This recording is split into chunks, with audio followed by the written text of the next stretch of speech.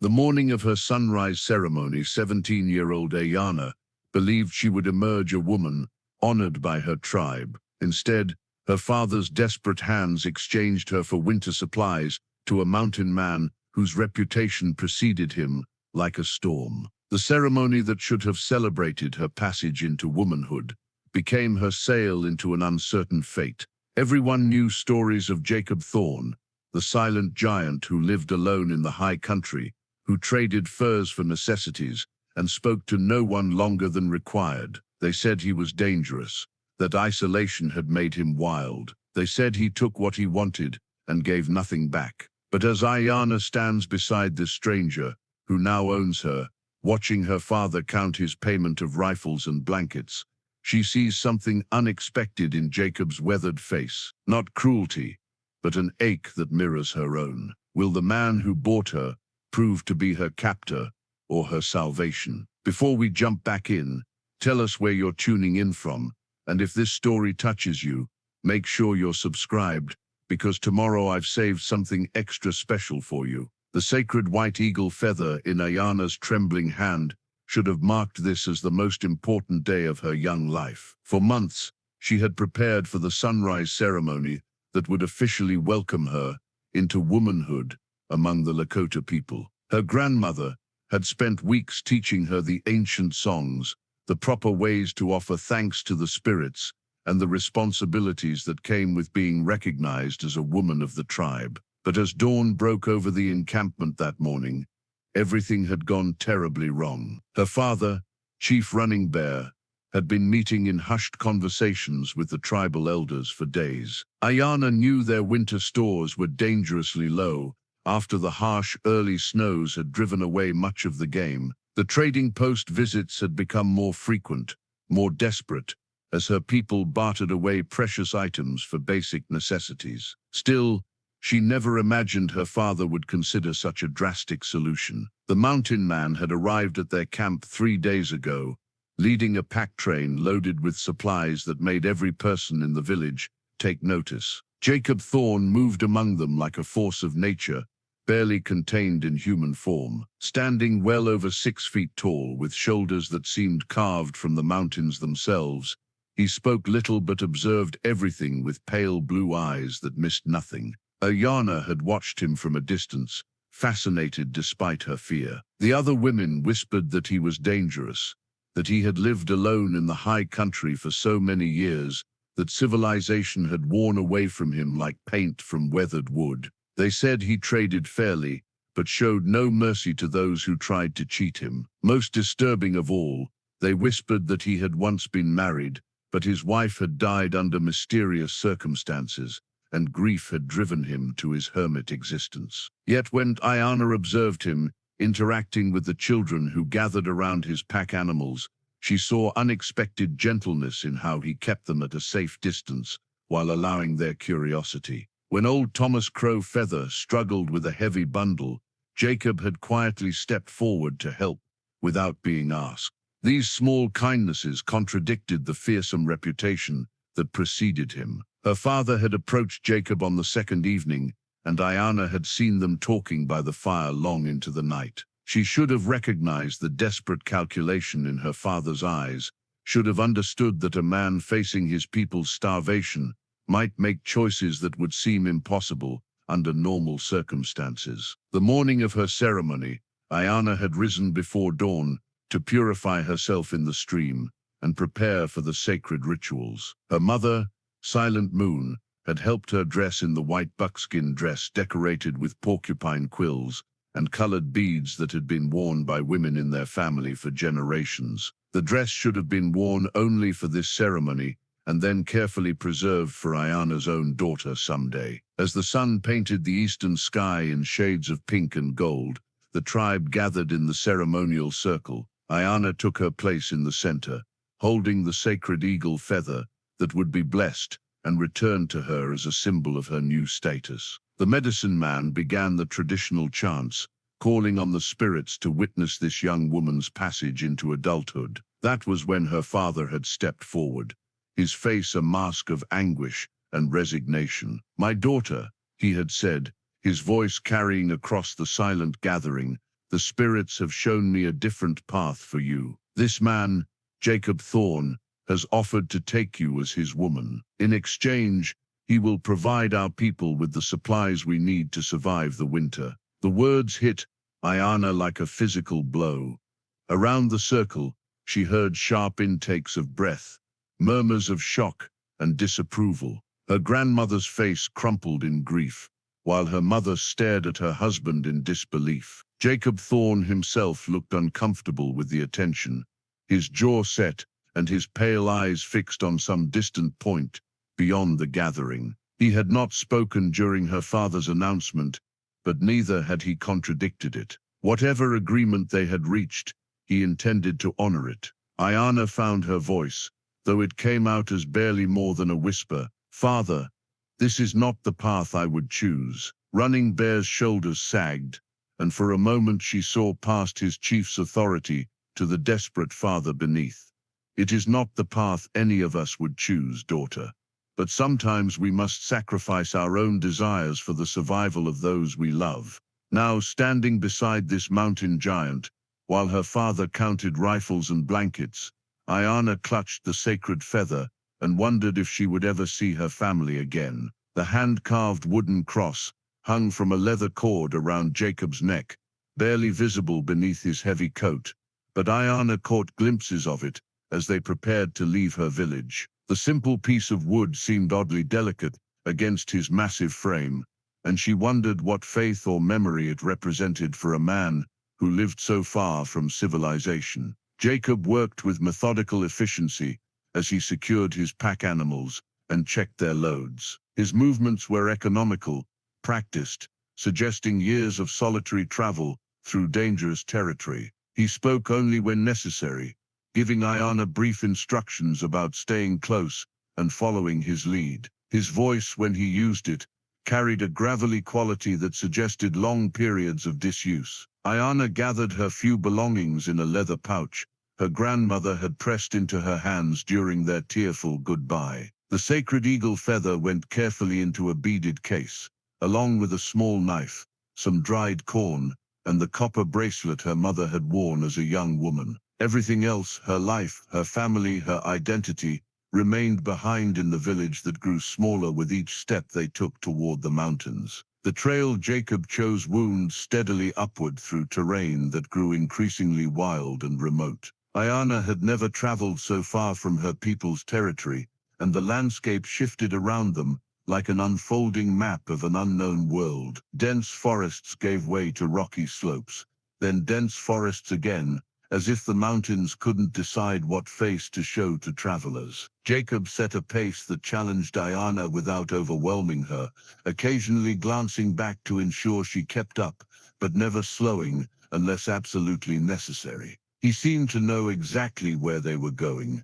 following paths that were often invisible to her eyes. When they reached stream crossings, he would test the footing before allowing her to proceed, and when the trail grew particularly steep, he would position himself below her in case she slipped. These small considerations surprised Aiyana. She had expected harsh treatment, perhaps even cruelty, from a man who would purchase a woman like livestock. Instead, Jacob showed the same careful attention to her safety that he gave to his pack animals, practical concern rather than personal interest, but concern nonetheless. They traveled mostly in silence, the only sounds coming from their footsteps, the animals breathing, and the rustle of wind through trees. Aiyana found herself studying Jacob when she thought he wouldn't notice, trying to understand the man who now controlled her fate. His clothes were well made but worn, suggesting prosperity tempered by practical use. His rifle appeared clean and properly maintained,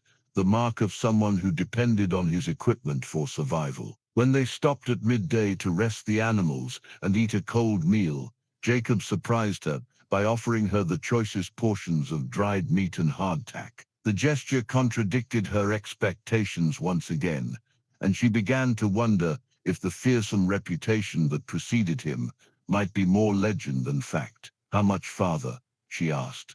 During their rest, her first words since leaving the village. Jacob looked up at the sun's position, then at the peaks ahead of them. 2 days to the cabin, maybe 3 if weather turns. His answer was brief but not dismissive, and she sensed he was as uncomfortable with their situation as she was. Whatever arrangement he had made with her father, it didn't seem to bring him satisfaction. As afternoon wore into evening, Jacob began looking for a suitable camping spot. He chose a small clearing sheltered by rocks on 3 sides, with good sight lines and access to fresh water.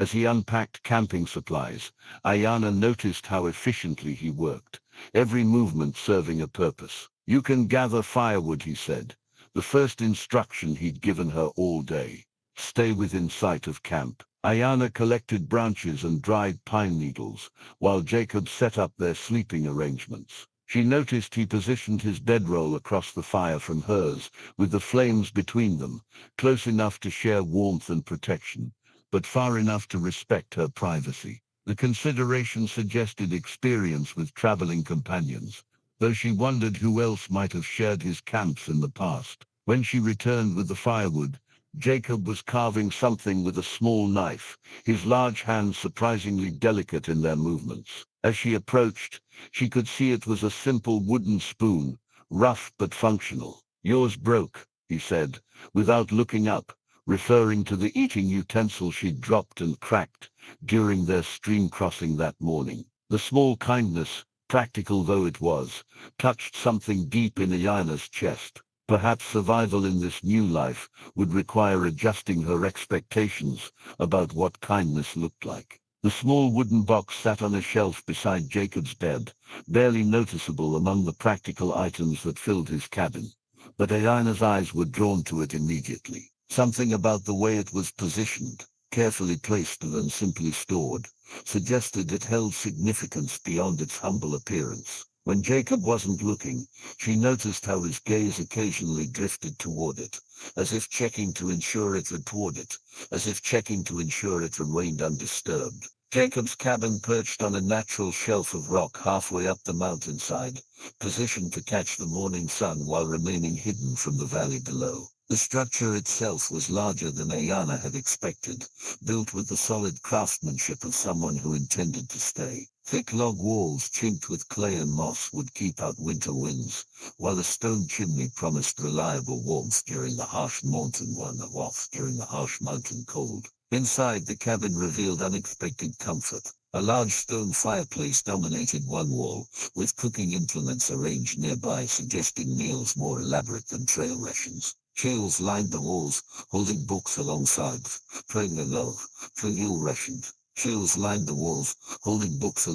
practical supplies. Another surprise that contradicted Jacob's reputation as a wild man of the mountains. The presence of so many books suggested education, curiosity about the world beyond these peaks. But it was the subtle feminine touches that caught Aiyana's attention and raised questions about Jacob's past. Curtains hung at the windows, faded but well made, in a pattern that spoke of careful selection rather than mere utility. A rocking chair near the fireplace showed wear consistent with regular use, its smooth arms polished by countless hours of contact. Most telling of all, the cabin felt too large for one person, designed with the assumption of shared occupancy.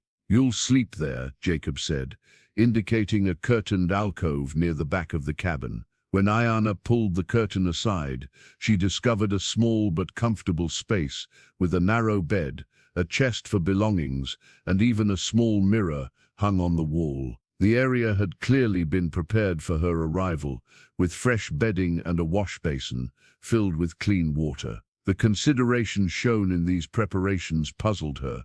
A man who had purchased her as property might have simply pointed to a corner and expected her to make do. Instead, Jacob had created a private space that offered both comfort and dignity. The gesture suggested either experience with previous captives, a disturbing thought, or an innate decency that made their current arrangement as uncomfortable for him as it was for her. Jacob moved through the cabin with the easy familiarity of long residence, checking supplies and making small adjustments to his living space. But Aiyana noticed how he avoided certain areas, particularly the space around that mysterious wooden box. When he thought she wasn't watching, She caught him pausing near it, with an expression of such profound sadness that she had to look away. "There's soap and towels if you want to wash," he said, his gruff voice breaking the silence. "Water's from the spring behind the cabin.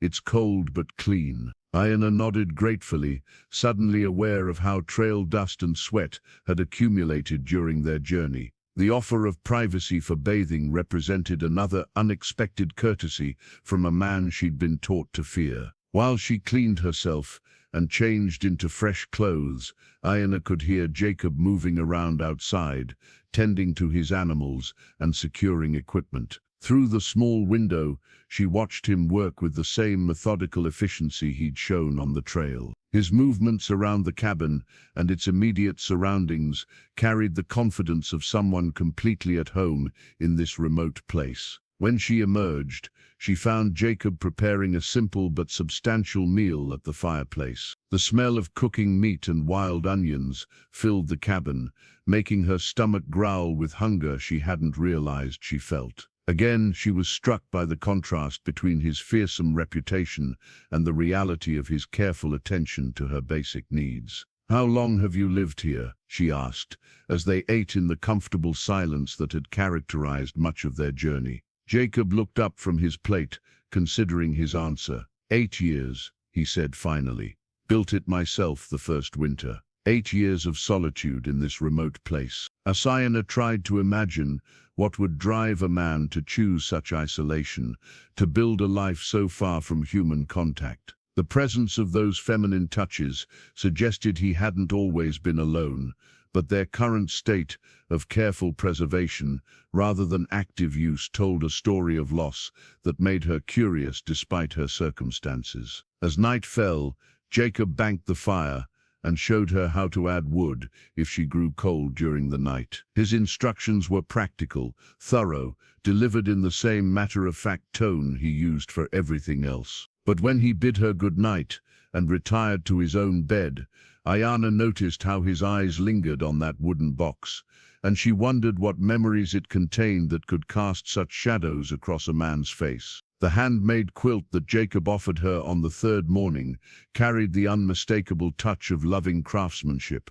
Every stitch was perfectly placed, the colors arranged in a pattern that spoke of patience and care. When he pulled it from a cedar chest and spread it across her bed without explanation, Aiyana could see the slight tremor in his hands as he smoothed the fabric. "Gets cold at night up here," was all he said, but his voice carried a weight that suggested the quilt meant more to him than simple bedding. The pattern was unlike anything in Aiyana's tribal tradition.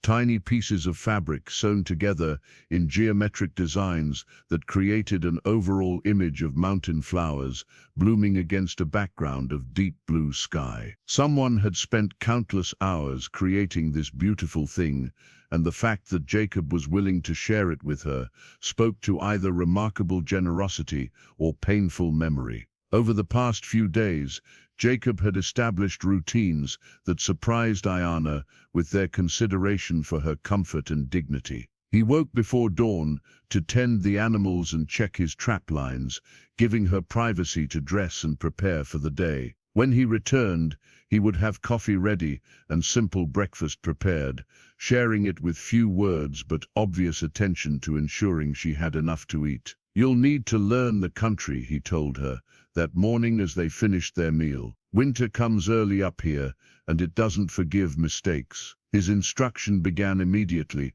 and proved both practical and thorough. Jacob showed her how to read weather signs in the color of the sky and the behavior of birds. He taught her which plants could provide food or medicine and which ones would make her sick. Most importantly, he showed her landmarks that would guide her home if she ever became lost in the vast wilderness that surrounded their cabin. The teaching surprised Aiyana because it suggested Jacob expected her to move freely around his territory rather than keeping her confined. A man who viewed her as property might have kept her close to prevent escape attempts. Instead, Jacob seemed determined to give her the knowledge she would need to survive independently in this harsh environment. "Why are you teaching me this?" she asked, as he showed her how to identify edible roots. Jacob straightened slowly, his pale eyes studying her face as if weighing his answer. "Because knowing keeps you alive,"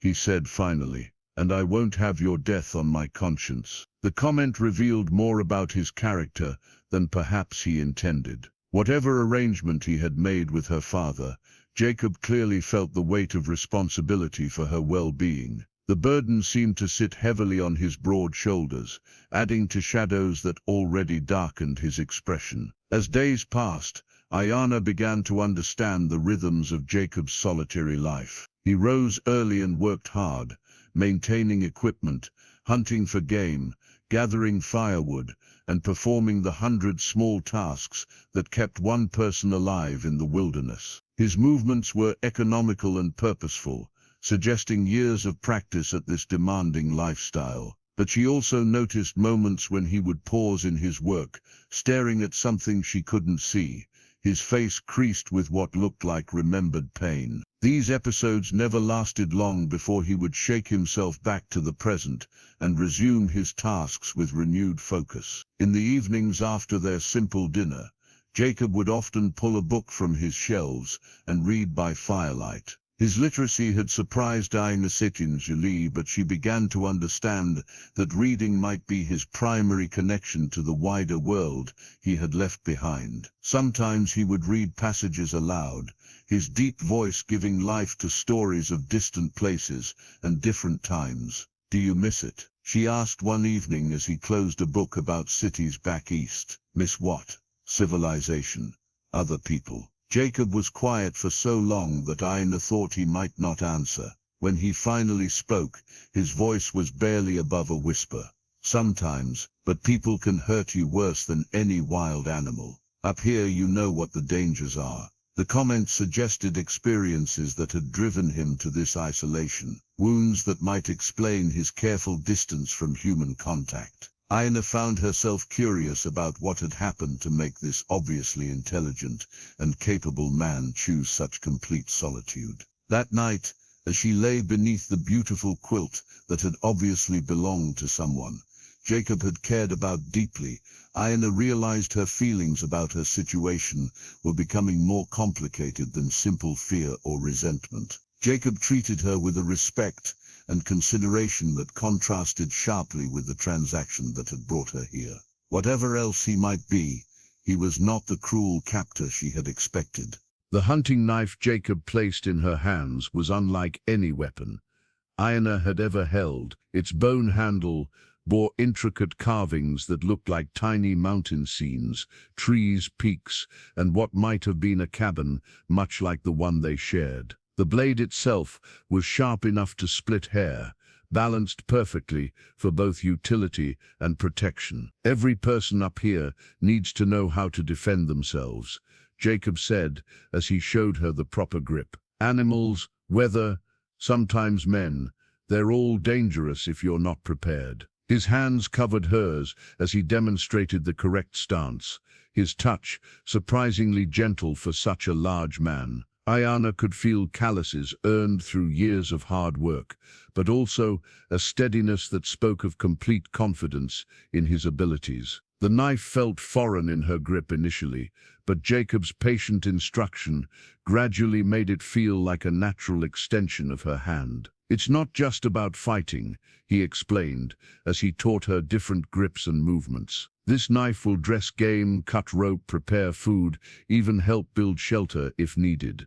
But if something threatens you, don't hesitate to use it." The lesson continued throughout the morning, Jacob showing her how to care for the blade, how to sharpen it properly, and how to wear it so it would be accessible but safe. His instruction was thorough and practical, but Aiyana sensed deeper meaning in his insistence that she learn these skills. A man who intended to keep her prisoner wouldn't arm her with both weapon and knowledge. As autumn deepened around their mountain sanctuary, Jacob's lessons expanded to cover every aspect of wilderness survival. He showed her how to smoke meat for winter storage, how to tan hides for warm clothing, and how to preserve vegetables and fruits gathered from the wild. Each skill built upon the others, creating a comprehensive education in self-sufficiency. "Winter up here can last 6 months," Jacob told her as they worked together to repair a section of roof before the heavy snows arrived.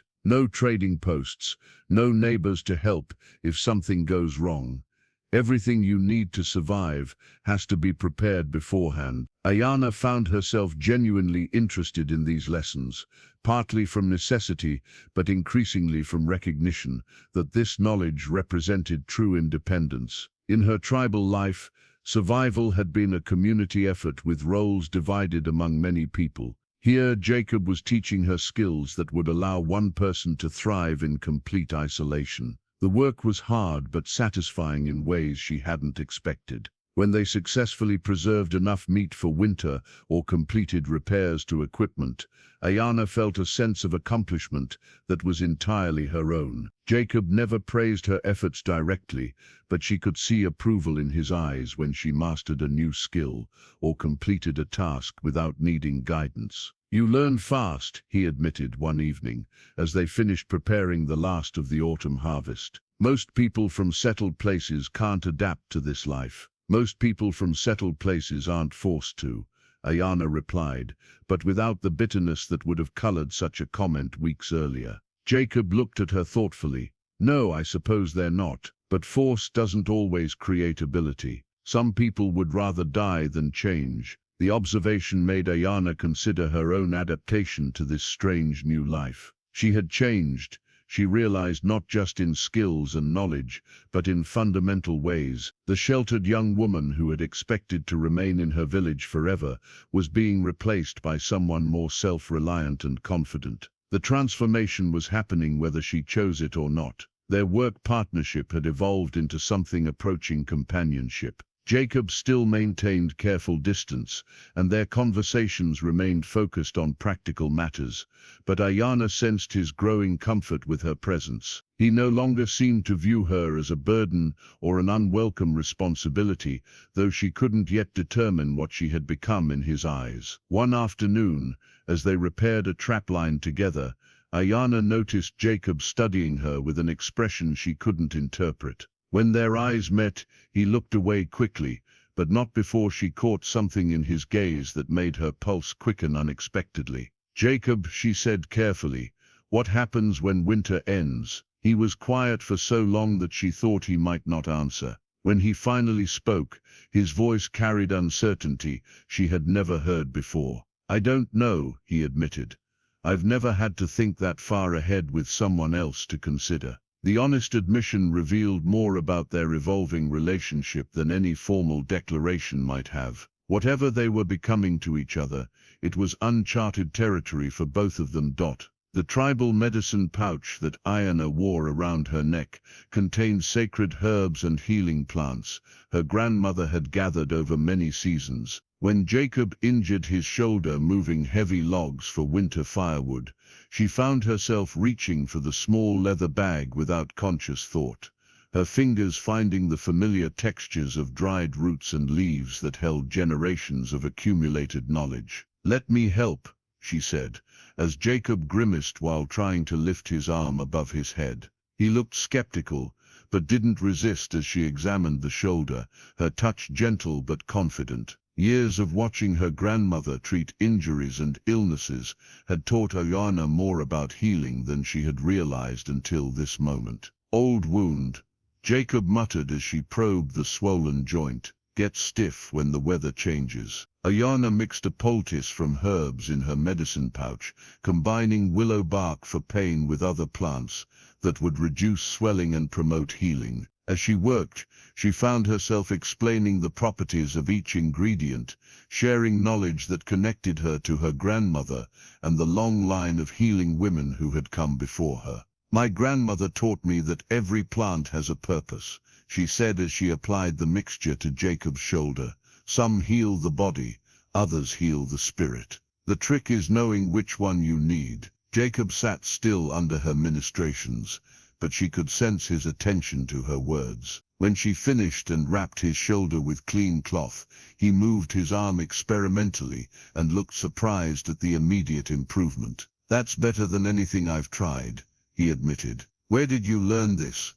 My grandmother was a medicine woman. She said healing was one of the most important gifts the spirits could give to a person, because it allowed you to ease suffering for others. That evening, as they sat by the fire after dinner, Jacob surprised her by asking about her tribal customs and beliefs. His questions were thoughtful and respectful, showing genuine interest rather than mere curiosity. Aiyana found herself sharing stories she hadn't told since leaving her village, tales of spirits and ceremonies that had shaped her understanding of the world. We believe that everything is connected, she explained as firelight danced across the cabin walls. The trees, the animals, the rocks, even the wind, they all have spirits that must be respected. When you take something from the earth, you must give something back. Jacob listened without interruption, his pale eyes reflecting the flames as he considered her words. When she finished,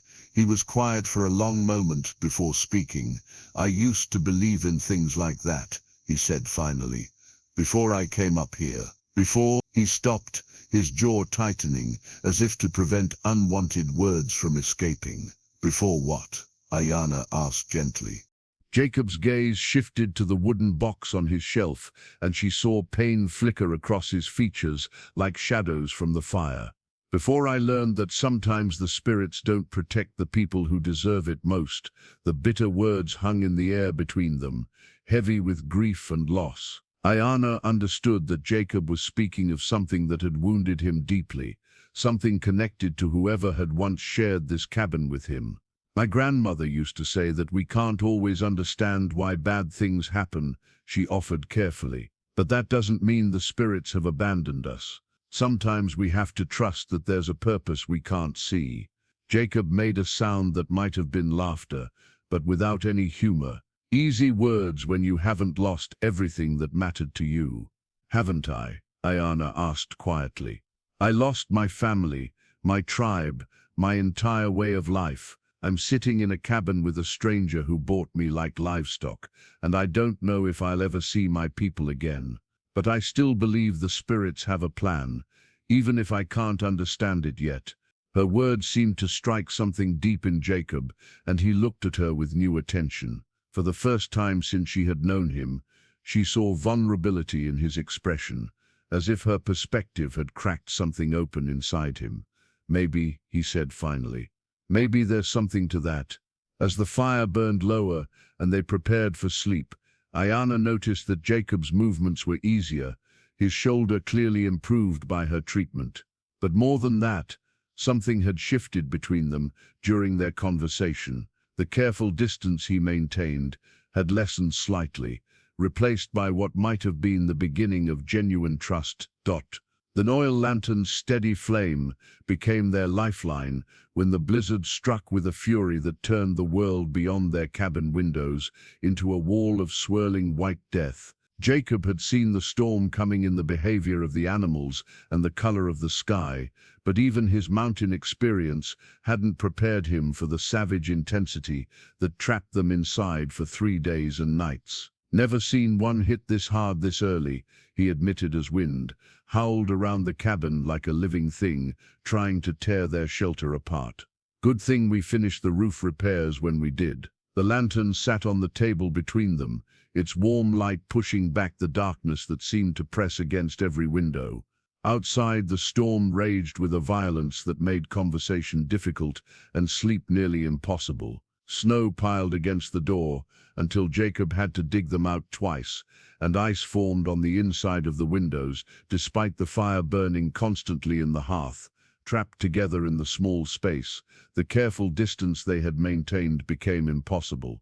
They shared meals by the lantern's glow, sat together near the fire for warmth, and found themselves talking through the long hours when the storm made rest impossible. The forced intimacy broke down barriers that might have taken months to dissolve under normal circumstances. Tell me about her, Aiyana said on the second night, when the wind had died enough to allow normal conversation. She nodded toward the wooden box that Jacob's eyes had visited dozens of times since the storm began. Jacob was quiet so long she thought he might refuse to answer. But perhaps the isolation and the intimate circumstances had weakened his usual defenses, because when he finally spoke, his voice carried the weight of long-held grief. Her name was Sarah, he said, his hands wrapped around a cup of coffee that had long since grown cold. We were married 5 years. She died of fever 3 winters ago, and I couldn't stay in town anymore. Everything there reminded me of her. The simple words carried depths of pain that made Aiyana's chest tighten with sympathy. She could picture a younger Jacob, probably softer around the edges, sharing a life with someone who had made him complete. The loss of such love would be enough to drive anyone to the isolation of these mountains. She made that quilt you sleep under, Jacob continued, his gaze fixed on the lantern flame. Spent 2 years on it, working every evening after her chores were done. Said she wanted something beautiful to keep us warm through the cold nights. Aiyana thought of the intricate stitching, the careful color choices, the love that had gone into every piece of that quilt. Knowing its history made Jacob's gift of it even more meaningful and heartbreaking. What was she like? Aiyana asked gently. A smile crossed Jacob's weathered face, the first genuine expression of happiness she had seen from him. Small as a sparrow but fierce as a hawk. When something mattered to her, she could make friends with anyone, had the whole town looking out for her, could make bread that would make angels weep, and sang while she worked until the house felt full of music. The description painted a picture of someone completely different from Aiyana, and she felt an unexpected stab of something that might have been jealousy. Sarah had been Jacob's chosen love, while Aiyana was simply a transaction made in desperation. "I'm sorry," she said, meaning it completely. "It must be difficult having me here in her space." Jacob looked at her then, really looked at her, and she saw something in his expression that made her breath catch. It was at first, but lately he stopped, seeming to realize he was about to say something he wasn't ready to voice. The third night of the storm, when the cabin felt smaller than ever, and the lantern burned low because their oil was running short, Jacob surprised her by reaching across the small space between their chairs and taking her hand. His touch was warm and calloused, and entirely different from anything she had expected. "Aiyana," he said, her name sounding different in his deep voice than it ever had before. "I want you to know that whatever brought you here, whatever arrangement your father and I made, it doesn't have to define what happens between us. You're not property to me. He stopped, unable or unwilling to finish the thought, but his hand remained clasped around hers. In the lantern's flickering light, with the storm raging around their small sanctuary, Aiyana felt something shift inside her chest. The fear and resentment that had sustained her through the first weeks of captivity was being replaced by something warmer and infinitely more complicated. The wild flower seeds Jacob pressed into her palm on the first warm day of spring were so tiny they seemed impossible to contain such beauty. Mountain columbine, Indian paintbrush, and wild lupine, flowers that would transform the area around their cabin into a riot of color by summer's end. His large, careful fingers had separated each variety into small paper packets, with notes written in his surprisingly neat handwriting about when and where to plant them. "Thought you might like some color around the place," he said, not quite meeting her eyes as he explained how to prepare the soil and space the seeds properly. The gesture touched Aiyana more deeply than any elaborate gift might have. Jacob was thinking beyond the immediate needs of survival, planning for beauty that would bloom months in the future. More significantly, he was assuming she would be here to see those flowers grow and flourish. The implications of that assumption made her heart race with possibilities she had not allowed herself to consider. Winter's grip had finally loosened on their mountain sanctuary, revealing a world transformed by months of snow and ice. The stream behind the cabin ran fast and clear with snowmelt, creating a constant background music of rushing water. Birds returned to sing in the trees, and the first green shoots of new growth pushed through the earth with determined optimism. Aiyana felt the seasonal awakening echoing in her own transformation. The frightened girl who had been traded away from her tribe had become someone stronger, more capable, more sure of her own worth. Jacob's patient teaching had given her skills she had never imagined possessing, while his growing respect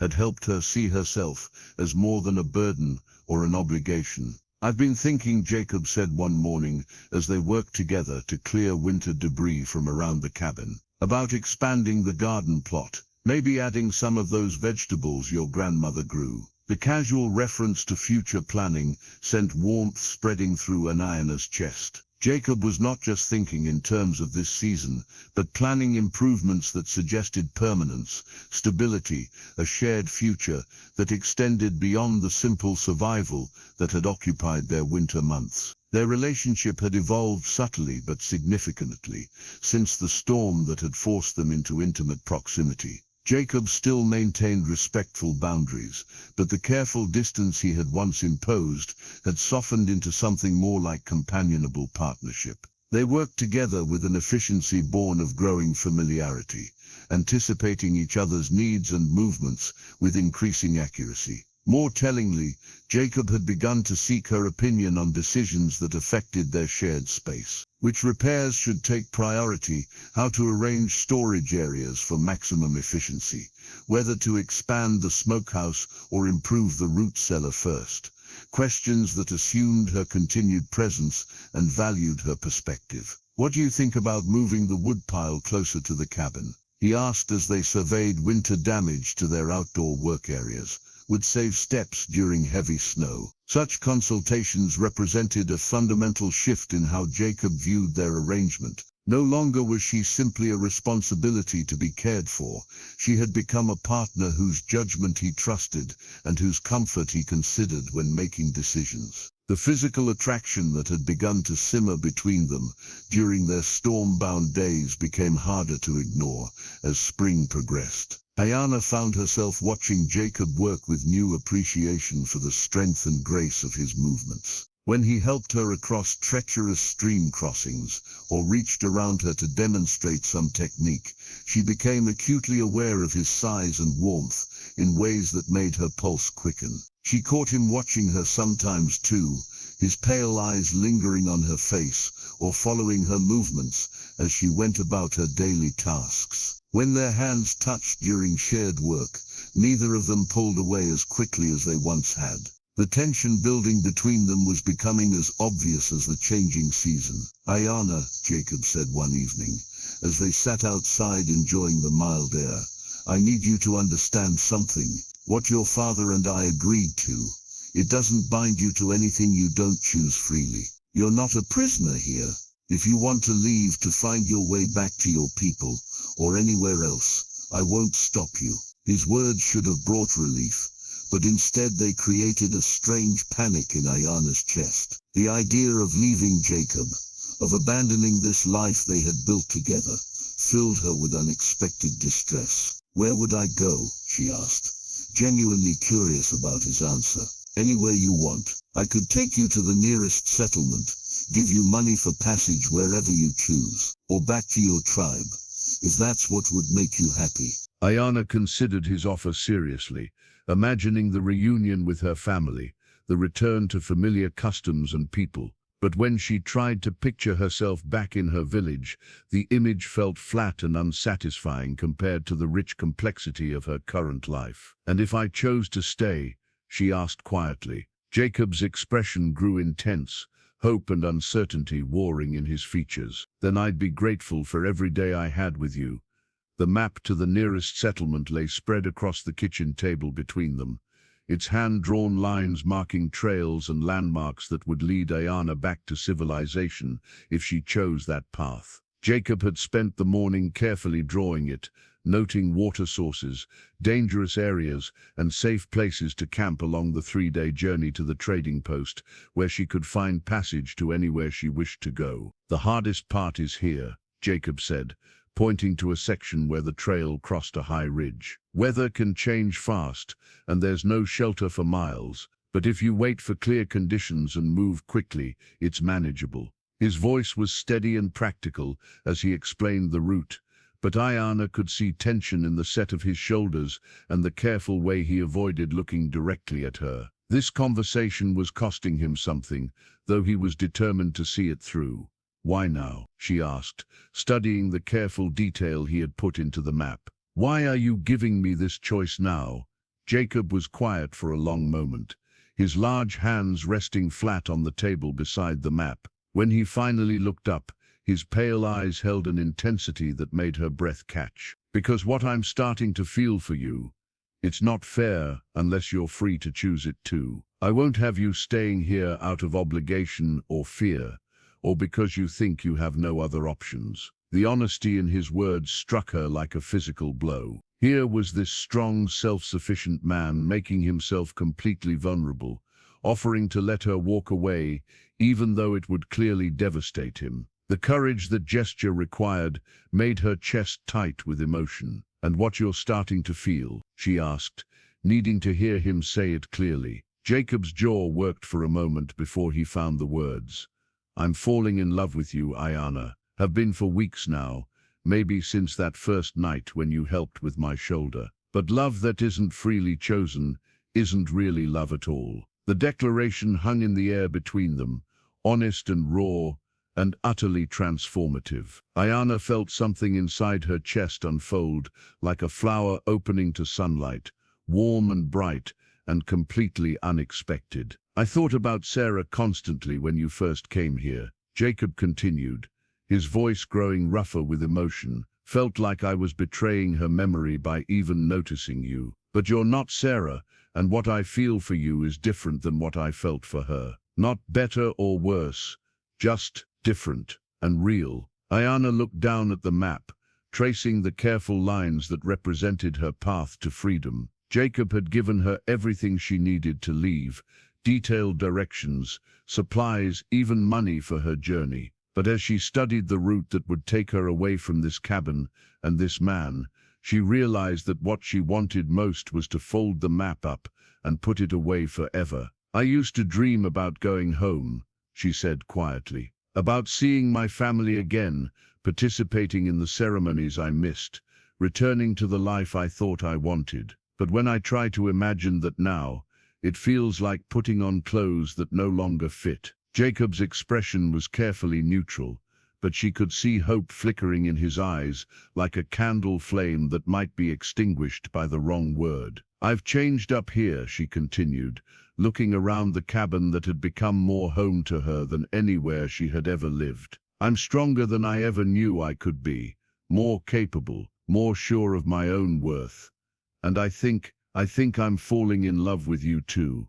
The words came out in a rush, and she saw Jacob's careful control crack just slightly, relief and joy warring in his expression. "But I need you to understand," she said, meeting his eyes directly.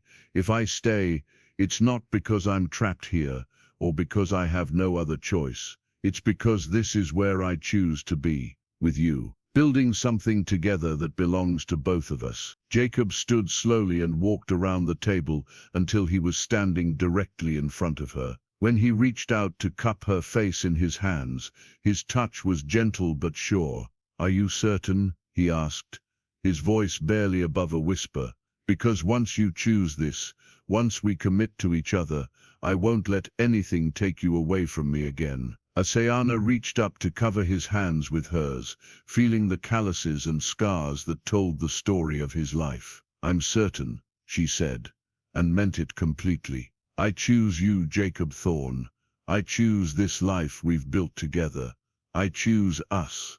The garden tools that Jacob presented to her the morning after their declaration carried the weight of permanence and partnership. Not the borrowed implements she had been using, but her own set, a hoe with a handle carved to fit her smaller grip, a spade balanced for her strength, and a collection of smaller tools designed specifically for the delicate work of tending vegetables and herbs. "Figured if we're going to expand the growing area, you should have proper equipment," Jacob said, running his thumb along the smooth handle of the hoe he had spent weeks crafting in secret. The gesture represented more than practical consideration. These tools were a declaration that this was truly her home now, that her work here was valued and permanent. No longer was she helping with his garden.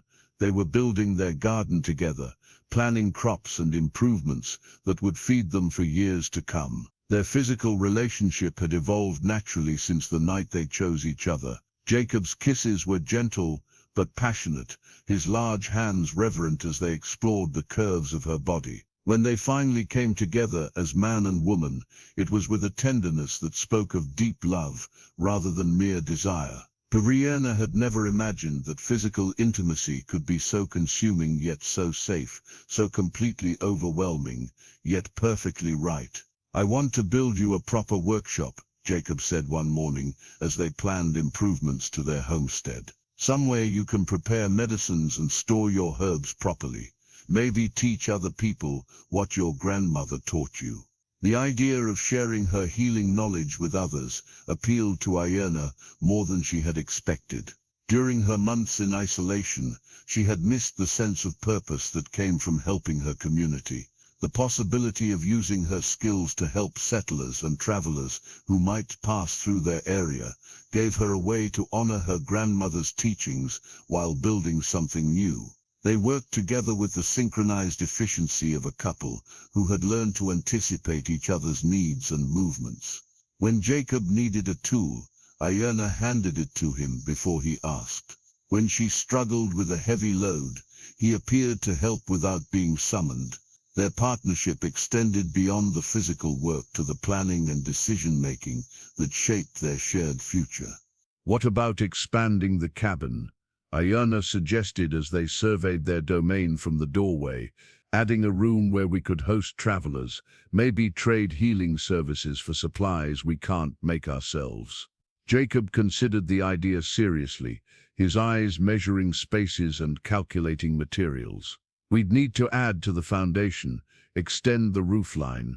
It's a big project, but..." He looked at her with the expression she had come to recognize when he was picturing their future together. "It would give us a way to help people and support ourselves at the same time." Their conversations increasingly focused on long-term plans that assumed a permanent life together. Children they might have, improvements they would make to the property, ways they could contribute to the scattered community of mountain dwellers and occasional travelers who passed through their area. The intimacy between them deepened with each shared decision and collaborative effort. They fell into domestic routines that felt as natural as breathing, Jacob bringing her coffee in the morning, Aiyana mending his clothes in the evening, both of them reading together by the fire when the day's work was done. "I never thought I could be this happy again," Jacob admitted one night as they lay together in the bed they now shared. "After Sarah died, I figured that part of my life was over forever." Aiyana traced patterns on his chest with her finger, feeling the steady rhythm of his heartbeat beneath her palm. "Do you think she would approve of us, I mean?" Jacob was quiet for so long that she wondered if the question had been too personal, too painful to consider. But when he finally answered, his voice was warm with certainty. "Sarah always said that love wasn't something you could ration or save up, that the heart got bigger, not smaller, when you opened it to new people. I think she'd be happy that I found someone who could love this life the way she did." The comparison no longer stung as it once might have.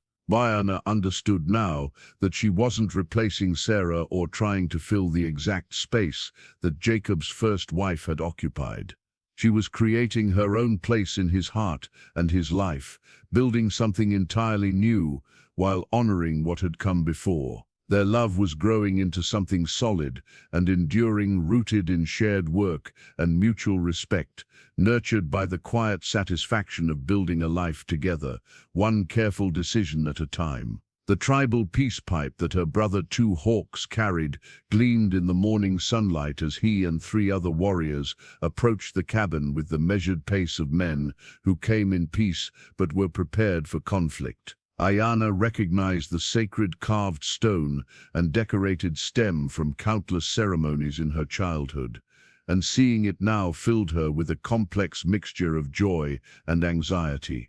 "Stay behind me," Jacob said quietly, his hand moving instinctively toward his rifle. But Aiyana placed her fingers on his arm, stopping him. "It's my brother," she said, her voice catching with emotion she hadn't expected. "The pipe means they come in peace, but they're here for me."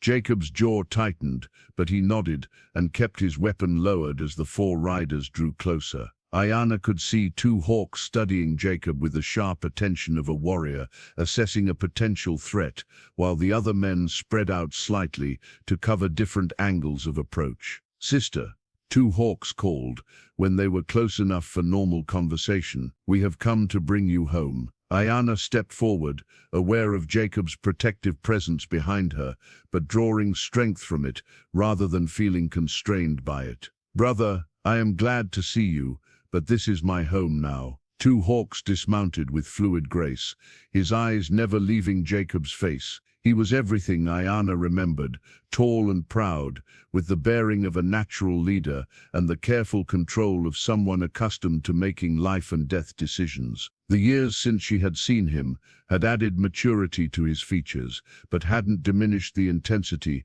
that had always marked him as their father's heir. "Our father grieves for his decision," two hawks said, his voice carrying the formal cadence of someone delivering an important message. "The winter was hard, but we survived.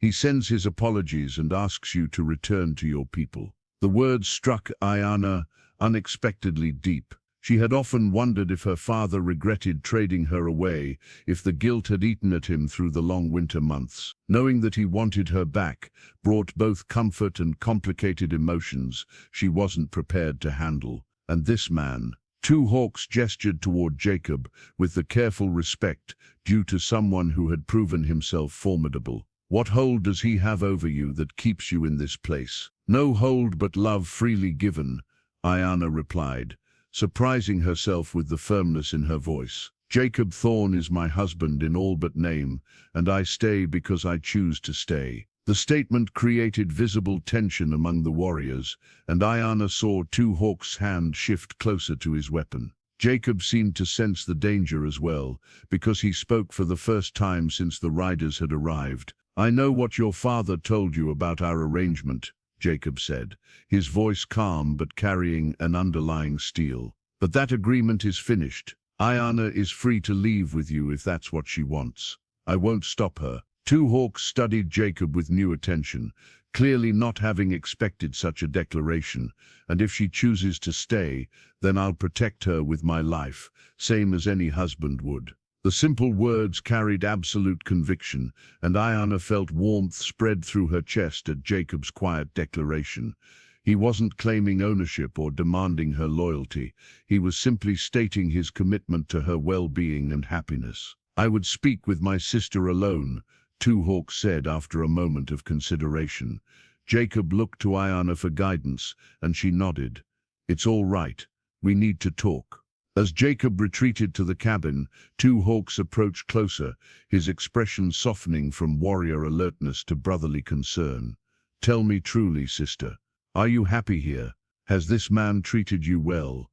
Aiyana considered how to explain the transformation she had undergone, the person she had become in these mountains. "I'm happier than I ever was in the village, brother. Jacob treats me with respect and kindness.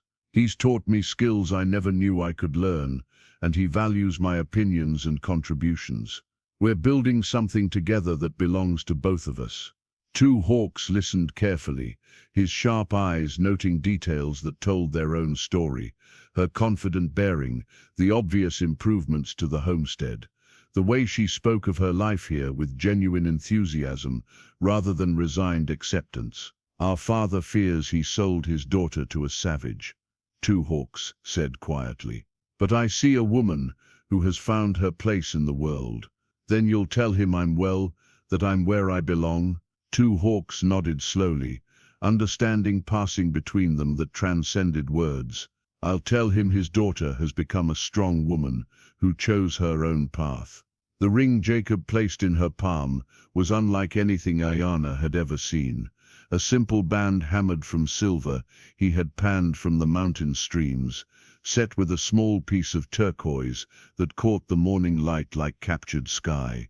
Every mark on the metal told the story of its creation, hours spent shaping and polishing by hands that were more accustomed to practical work than delicate craftsmanship. "It's not much compared to what you could have in the settlements," Jacob said, his usual confidence replaced by nervous uncertainty. "But I made it myself, from silver I found in our streams. Thought it should come from this place we've built together." Aiyana turned the ring in her palm, feeling the slight irregularities that marked it as handmade, the care that had gone into creating something beautiful from raw materials. The turquoise stone was perfectly smooth, polished to reveal the deep blue-green that reminded her of mountain lakes in summer. "When did you make this?" she asked, touched by the obvious effort he had invested in creating something special for her. "Started it after your brother left," Jacob admitted, color rising in his cheeks. "Seeing how he respected you, how he understood that you had chosen this life, it made me realize I wanted to make our commitment official, real, something that would honor both your traditions and mine." The proposal represented everything Aiyana had come to love about Jacob: thoughtful, practical, but with an underlying romanticism that he rarely allowed others to see. He had considered not just the gesture itself, but what it would mean to her, how it would bridge the gap between their different backgrounds. "Jacob Thorne," she said, looking up at his anxious face, "are you asking me to marry you?" "I'm asking you to be my wife in every way that matters," he replied, his voice growing stronger as he found his footing. "In the eyes of God, in the eyes of anyone who cares to witness it, and in our own hearts. I want to wake up every morning knowing that you're my partner, my equal, my chosen companion for whatever life brings us." The words were simple but profound, carrying the weight of everything they had built together over the past months. Not just love, though that was certainly present, but respect and partnership, and the kind of deep compatibility that made two people stronger together than either could be alone. "Yes," Aiyana said, surprised by how easily the word came. "Yes, I'll marry you." Jacob's relief was so obvious that she laughed, a sound of pure joy that echoed off the cabin walls. When he slipped the ring onto her finger, it fit perfectly, as if he had somehow measured her hand without her knowledge. "How did you know the size?" she asked, admiring how the silver caught the light. "Watched you work," Jacob said with a shy smile. "Noticed things," Sarah used to say. "I paid attention to details that didn't matter, but I figured this one did." The reference to his first wife no longer stung as it once had. Sarah had been part of shaping the man Aiyana loved, and acknowledging that connection honored rather than threatened their relationship. "What kind of ceremony do you want?" Jacob asked as they sat together planning their future. "I know your people have traditions, and I'd like to honor those if we can." Aiyana considered the question carefully. She could picture the elaborate ceremonies of her youth, the community celebrations that marked important transitions. But those traditions belonged to a life she had chosen to leave behind. "Something that represents who we are now," she said finally. "Maybe we could combine elements from both our backgrounds, create something that's uniquely ours." Jacob nodded thoughtfully. "There's a traveling preacher who comes through the area every few months. Good man, not the judgmental type. And we could invite our neighbors, the folks who've accepted us as we are." The idea appealed to Aiyana more than she had expected. Their scattered community of mountain dwellers had welcomed her with the practical acceptance of people who understood that survival often required unconventional arrangements. Creating a ceremony that included them felt right. "I'd like that," she said, twisting the ring on her finger and marveling at how natural it felt to wear Jacob's symbol of commitment. A celebration that brings people together instead of dividing them. As they planned their wedding in the days that followed, Aiyana felt a sense of completion that had nothing to do with following prescribed traditions, and everything to do with choosing to formalize the love they had built together. The ring on her finger was a daily reminder that she had found not just love, but true partnership with a man who valued her strength as much as her gentleness.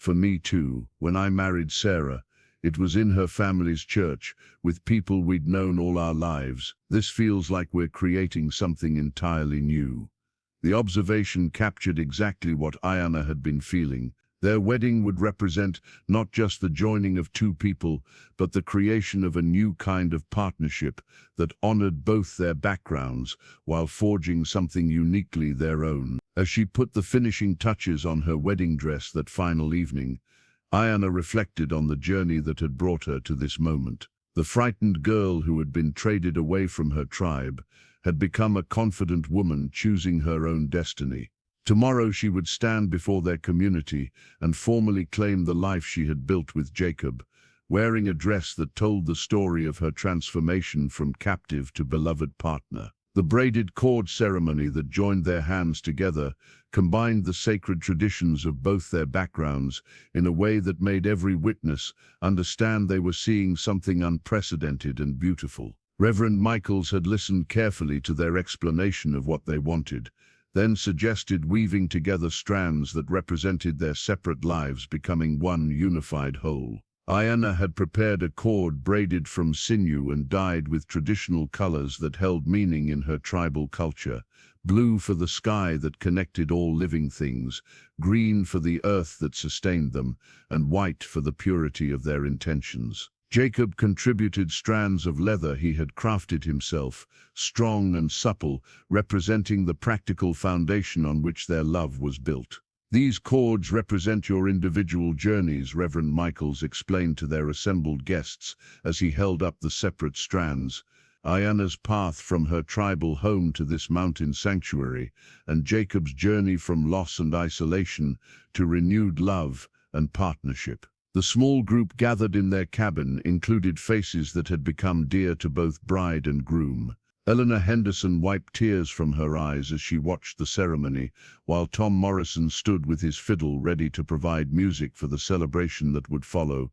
The Johansson family had traveled up from the valley with their 3 children, who watched the proceedings with wide-eyed fascination. As we braid these cords together, the Reverend continued, beginning to weave the strands into an intricate pattern, we symbolize how 2 separate lives can become stronger when joined in love and mutual respect. Each strand maintains its individual character, while contributing to something greater than either could achieve alone. Jacob's voice was steady and clear as he spoke the vows they had written together. Aiyana, I promise to honor your strength and independence while offering my protection and support. I promise to value your wisdom and learn from your different perspective on the world. I promise to build a life with you that respects both our backgrounds while creating something entirely our own. Aiyana felt tears on her cheeks as she responded with her own promises. Jacob, I promise to share your burdens and celebrate your victories. I promise to be your partner in all things, your equal in building our future together. I promise to love you not despite our differences, but because of how those differences make us stronger when we stand together. When Reverend Michaels pronounced them husband and wife, the braided cord that now bound their wrists together felt warm against Aiyana's skin. Jacob's kiss was gentle but passionate, sealing their commitment before their community of chosen family. The celebration that followed lasted well into the evening, with Tom's fiddle providing music for dancing and everyone contributing to conversations that ranged from practical advice to humorous stories. Eleanor had outdone herself with the cornbread and preserves, while the Johanssons' contributions of Norwegian delicacies gave the feast an international flavor that delighted everyone. Never thought I'd see Jacob Thorne dancing, Tom called out as the newlyweds swayed together to his gentle waltz. Mountain air must agree with him better than I expected. Jacob's laughter was rich and uninhibited, the sound of a man who had found his way back to joy after years of isolated grief. Amazing what the right woman can do for a man's disposition, he replied, spinning Aiyana gracefully despite their difference in size. As the evening wound down and their guests prepared to return to their own homes, each person offered congratulations and blessings that felt genuine and heartfelt. This community of scattered mountain dwellers had witnessed something special, and they seemed to understand its significance. "You two give the rest of us hope," Eleanor said as she hugged Aiyana goodbye. "Proves that love can bloom anywhere if you tend it properly." When they were finally alone, Jacob carefully untied the braided cord from their wrists, but Aiyana stopped him before he could put it away. "I want to keep it somewhere special," she said, thinking of the small wooden box that had once held Sarah's ring, but now could hold this symbol of their new beginning. "Something to remind us of this day and the promises we made." Jacob nodded understanding, recognizing the importance of preserving meaningful artifacts from their shared journey. The cord would join their other treasured possessions, physical reminders of the love they had built together against all odds. As they settled into their marriage bed as husband and wife, Aiyana marveled at how completely her life had changed since that morning, when her father had traded her away. What had begun as betrayal and captivity had become the greatest gift she could have imagined,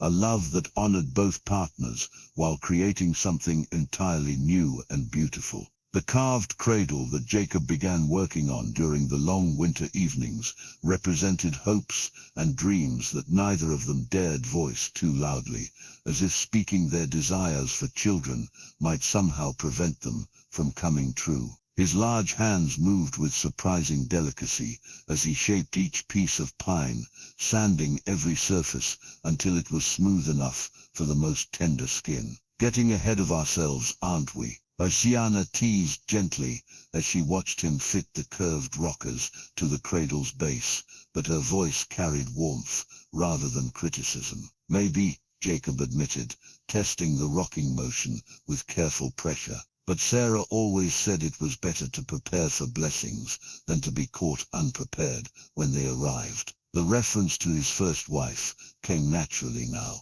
without the tension that had once accompanied such mentions. Aiyana had come to understand that Sarah would always be part of Jacob's history, and that acknowledging her memory honored rather than threatened their current happiness. Their married life had settled into rhythms that felt as natural as breathing. Jacob still rose before dawn to tend the animals and check his trap lines, but now he returned to find Aiyana preparing breakfast and coffee, their morning conversations ranging from practical planning to intimate sharing of dreams and concerns. The easy partnership they had developed as unwilling companions had deepened into something richer and more complex as husband and wife. "I've been thinking about expanding the herb garden this spring," Aiyana said, as they planned improvements to their homestead. "Maybe building that workshop you mentioned, somewhere I could dry medicines properly and store them safely." Jacob nodded enthusiastically. "Been thinking the same thing. Word's getting around about your healing skills. Had 3 people ask me this winter when you might be available to help with various ailments." The recognition of her abilities by the scattered community pleased Aiyana more than she had expected. Her grandmother's teachings were finding new purpose in this mountain setting, helping people who had little access to medical care. The work gave her a sense of contribution that went beyond their domestic partnership. "What about children of our own?" Jacob asked one evening as he applied another coat of oil to the nearly finished cradle. "Do you want them?" Aiyana looked up from the small quilt she was sewing, her needle suspended in mid-stitch. They had danced around this conversation for months, both aware of the unspoken hopes that shaped Jacob's woodworking and her own domestic preparations. "I want your children," she said simply. "I want to see your gentleness reflected in smaller faces, want to teach them the healing arts my grandmother taught me. I want to give you the family you lost and create something entirely new at the same time." Jacob's expression grew soft with emotion, and he set down his tools to cross the room and take her in his arms. "I want that too. Want to see your strength and wisdom passed down to another generation. Want to fill this cabin with the sounds of children learning and growing." Their physical relationship had evolved into something even more intimate and satisfying as their emotional bonds deepened. Jacob's lovemaking was passionate but tender, and Aiyana had discovered desires and responses she hadn't known she possessed. When they came together as husband and wife, it was with complete trust and the kind of abandonment that was only possible between people who knew themselves truly loved. Spring arrived with the promise of new beginnings, and their expanded garden took shape according to plans they had refined throughout the winter. The herb garden would be 3 times its previous size, with dedicated areas for medicinal plants and a small greenhouse where Aiyana could start seedlings and dry harvested materials. "You'll need help if this healing practice grows much larger," Jacob observed as they laid out the workshop's foundation. "Maybe we could train someone else in basic techniques, give people more options for care." The idea appealed to Aiyana, who remembered how her grandmother had taught multiple women in their tribe, ensuring that healing knowledge wouldn't be lost if something happened to any individual practitioner. As they worked together on their various projects, Aiyana often caught Jacob's eyes drifting to the cradle that now occupied a place of honor near their bed. The piece was beautiful in its simplicity, crafted with the same attention to detail and durability that characterized everything Jacob made. "It won't be long now," she said one morning, her hand resting on her still flat belly, but her voice carrying quiet certainty. Jacob's answering smile was bright enough to light the entire cabin, and when he kissed her, she could taste his joy and anticipation for the family they were creating together. The updated journal entry that Jacob penned by lamplight captured the profound transformation of a man who had never expected to find love again. His careful handwriting filled the pages that had once chronicled only practical matters, weather patterns, animal behavior, supply needs, but now recorded something far more precious, the daily miracle of a life shared with someone who understood his heart. "My dearest Sarah," he wrote, continuing a conversation that had sustained him through 3 years of grief. "I hope you can forgive me for finding happiness again. Aiyana is nothing like you, and I love her differently than I loved you, but with no less intensity. She has taught me that the heart can hold multiple loves without diminishing any of them." Aiyana, now 6 months pregnant and glowing with the health of a woman carrying a wanted child, worked quietly nearby as Jacob wrote. Her hands moved steadily as she prepared herbs for drying, the familiar motions of her grandmother's trade, now performed in service of their mountain community. 3 families had already brought sick children to her this winter, and her reputation for gentle healing was spreading throughout the region. "I think about the morning when her father brought her to me," Jacob continued in his letter to Sarah's memory. "How frightened she looked. How angry I was at being forced into a situation I never wanted. Neither of us could have imagined that transaction would lead to the greatest blessing of my second chance at life." The baby had been active today, strong movements that made Aiyana's breath catch and her hand fly to her rounded belly. Jacob had taken to talking to their unborn child each evening, his deep voice telling stories of the mountains and the animals that lived there, preparing their son or daughter for the world they would inherit. "She's made me want to be worthy of the love she offers," Jacob wrote, glancing up at his wife with wonder still fresh after months of marriage. Not the broken man who fled to these mountains to hide from his pain, but someone who can build a future worth sharing. Their home had become a gathering place for their scattered community, drawn by Aiyana's healing skills and Jacob's reputation for fair dealing and practical wisdom. The workshop they had built that summer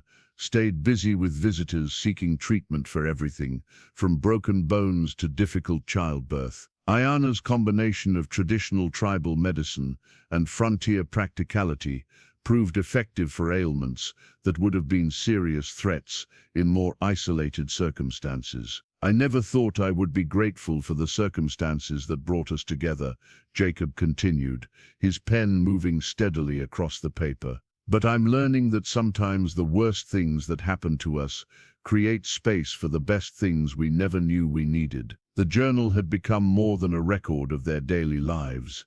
It was Jacob's way of processing the guilt he sometimes felt for being happy again. Writing to Sarah helped him understand that honoring her memory didn't require permanent grief, that she would have wanted him to find love and purpose again. "Aiyana says the baby will come with the spring flowers," he wrote, unconsciously echoing the gentle rhythm of his wife's speech. We've prepared the cradle and gathered everything we'll need. Eleanor has promised to help with the birth, and Dr. Patterson from the settlement said he would come if there are complications. But Aiyana is strong and healthy, and I believe everything will go as it should. Aiyana looked up from her work, catching Jacob watching her with the expression of complete contentment that had become familiar since their marriage. Writing to Sarah again, telling her about the baby, about how happy we are, about how grateful I am that you chose to stay with me when you could have chosen anything else. Aiyana rose and moved to stand behind Jacob's chair,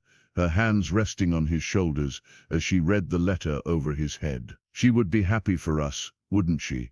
I believe she would. Sarah always said that love was meant to grow and spread, not to be hoarded or limited. She would want us to be happy together. The conversation had become easier over the months, both of them growing comfortable with Sarah's continued presence in their lives as memory, rather than competition. Aiyana had even suggested hanging Sarah's portrait in their main room, recognizing that honoring Jacob's first love strengthened rather than threatened their current happiness. As winter deepened around their mountain sanctuary, Jacob finished his letter with words that captured the essence of his transformation. I am no longer the man who came to these mountains to escape from life. I am a man who has learned to embrace it again, thanks to a woman who saw strength where I saw only failure, and possibility where I saw only endings. The baby's first blanket lay soft and perfect in the cradle.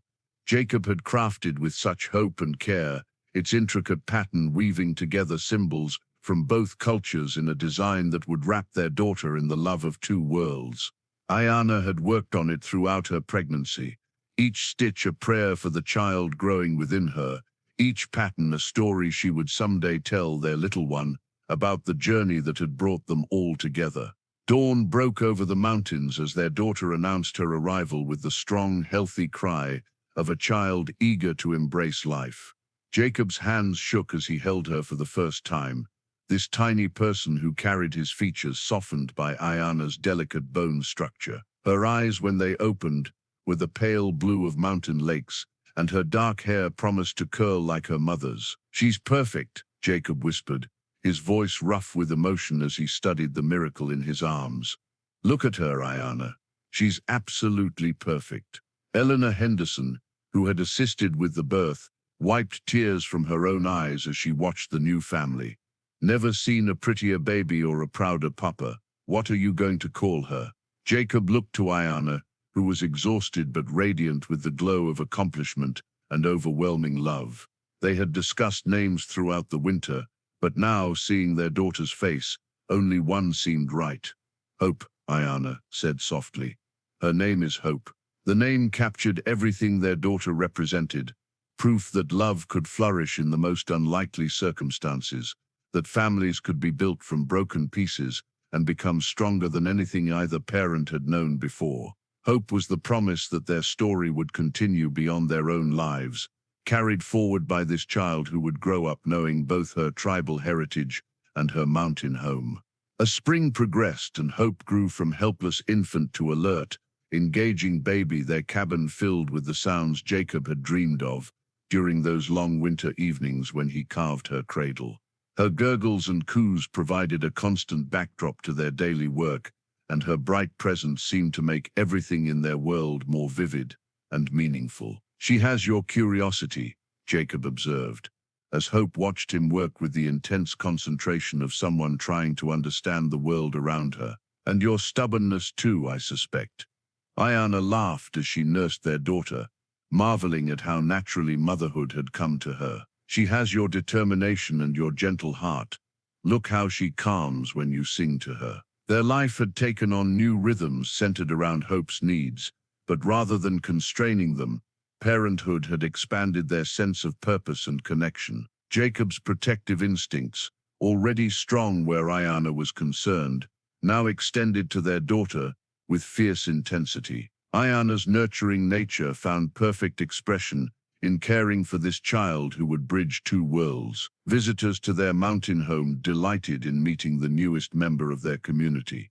Tom Morrison declared that Hope had the brightest eyes he'd ever seen on a baby, while the Johansson children begged to help with her care whenever their family visited. Even practical Eleanor melted into sentimental softness when Hope gripped her finger with tiny but determined hands. "This little one's going to change the world," Eleanor predicted as she helped with the washing one afternoon. "Mark my words, children born from love like yours carry something special." As autumn painted the mountains in brilliant colors, Jacob reflected on the transformation that had taken place in their lives. The isolated hermit who had reluctantly accepted responsibility for a frightened young woman had become a devoted husband and besotted father. The betrayed girl who had expected only suffering had become a confident woman who had chosen love and built a family that honored both her heritage and her new identity. The sunrise ceremony that had begun with betrayal and fear had ultimately led to the greatest blessing any of them could have imagined. As Jacob watched Aiyana sing traditional lullabies to their daughter, her voice weaving ancient melodies with new words that told Hope's own story, he understood that some ceremonies take years to complete, their true meaning revealed only when the final blessing emerges from what once seemed like the deepest loss. Their daughter would grow up knowing she was wanted, loved, and cherished by parents who had found each other against all odds. The blanket that wrapped her carried the symbols of two cultures united in love, just as Hope herself would carry forward the legacy of a love story that had transformed everyone it touched.